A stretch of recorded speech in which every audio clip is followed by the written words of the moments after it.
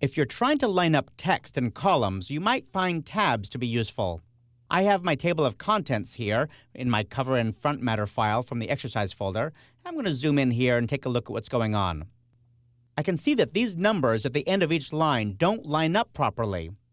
I can also see these blue characters in here. For example, the paragraph symbol at the end of each paragraph, a little dot where each space is, and then over here, this double angle bracket called a guillemot. That's the tab character. That's how I know there's a tab character there. And the reason I'm seeing those blue characters is because I have hidden characters turned on. You can make hidden characters visible or invisible by going to the Type menu and choosing Show or Hide Hidden Characters, way down here at the bottom. Or you can press Command-Option-I or Control-Alt-I to do the same thing. However, when you're working with tabs, it's a good idea to have your hidden characters turned on so you can see where those tabs are. I'm going to go ahead and double-click here before the 3, and I'm going to press a tab, and then I'll add some more tabs in here. There we go. And now you can see I have tabs before each of those characters, but they still don't line up. Well, that's because the tabs, by default, always go to the nearest tab stop. And the tab stops, by default, unless you've changed them manually, always go about every ½ inch across the text frame. You might be tempted to come over here and start adding additional tabs. But don't do it. Let me delete those. There's 3 ground rules you need to keep in mind if you're going to be using tabs. First, never type a tab at the beginning of a paragraph in order to create an indent. That's what the left indent and the first line indent feature are for. I talked about those earlier in this chapter. Second, never type 2 tab characters in a row. If you want your tab to take you farther than ½ inch, then set a tab stop where you want to put it. I'm going to show you how to do that in just a moment. And finally, if you're using tabs to make something that looks suspiciously like a table, it probably is a table, and you should probably use InDesign's table features instead of tabs. I cover tables in a later chapter, and here, even though it's a table of contents, it doesn't really look like a table, so it's okay to use tabs. Now let's set that tab stop. First, I need to select all the paragraphs that I want to affect. In this case, it's everything from that first paragraph down to the end. There we go. I've selected it. I'll scroll back up and set my tab stop. In order to add a tab stop, I need to open the tab panel, and I can find that in the Type menu. But before I do that, I want to do a little trick.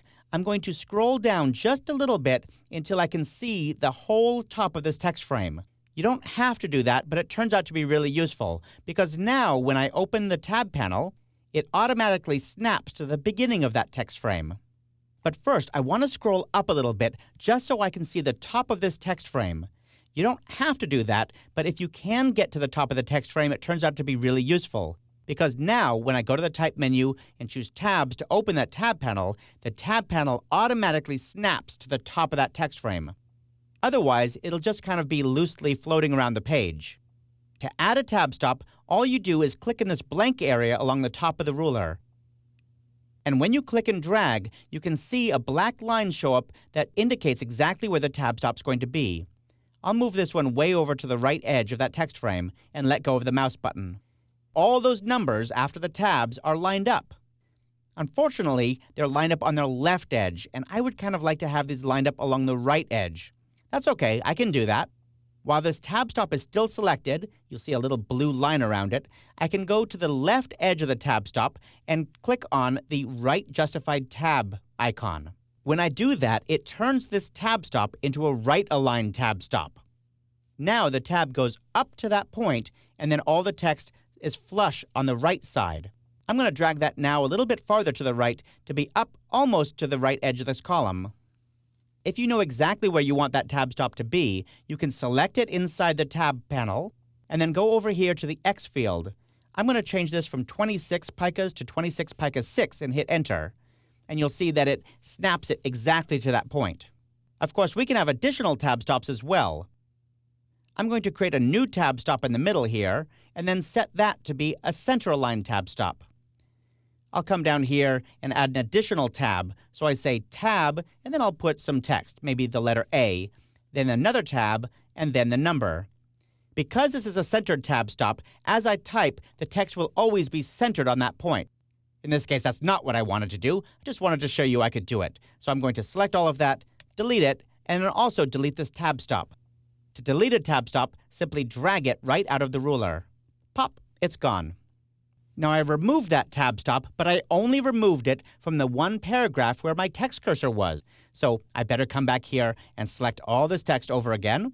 There we go. I'll click up there and then shift-click down here to select everything in between, and then remove that tab stop one more time.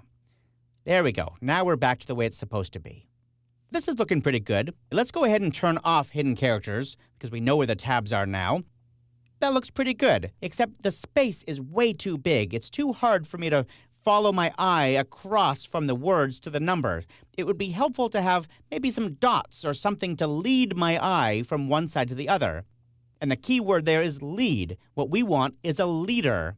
I'm going to shift-click up here to add that paragraph to my selection, and then I'm going to add a leader character. To do that, I select the tab stop in the tab panel. It's now highlighted. I can click in the leader field and then type any character I want. I'll press a dot or a period. Hit return or enter, and you can see that I now have leader characters between the text and the numbers. This is really starting to look good, but there's one more problem just lurking in the wings, waiting to jump out at me. I'm going to switch to the selection tool, and I'm going to change the width of this text frame. I'll drag it a little bit narrower. What happens? Bad stuff happens. All the numbers break to the next line, because the tab goes as far as it can in this text frame all the way to the end, and it still can't get to its tab stop, so it breaks to the second line. Well, that's just the problem with tab stops. To fix this, I would have to go in and move my tab stop for those paragraphs closer to the left so that it'll fit on the line again. But there's one other solution you can do instead, and that is, instead of using a tab, you could use a right align tab. You can select a tab inside of a text frame the same way you select any other character. I'll double-click on this to switch to the type tool, and then just drag over it. Now the tab is selected, so I'll delete it. Now I'm going to insert a special kind of tab. I won't press Tab. Instead, I'll press Shift-Tab. And Shift-Tab is a right align tab. That is, it always aligns with the right edge of the margin. Right align tabs are really helpful. Let's go ahead and replace some of these other ones as well. I'll replace that with a Shift tab, and this with a Shift tab, and this with a Shift tab. You get the idea. Now all of these are aligned along the right edge of this text frame, so that if I change the text frame width, those numbers automatically stretch with them. In a later chapter, I show you how to make a table of contents and automatically use that right align tab. For now, though, you can see that these tab and tab stop features are essential tools that'll take you a long way toward making sure your documents look good.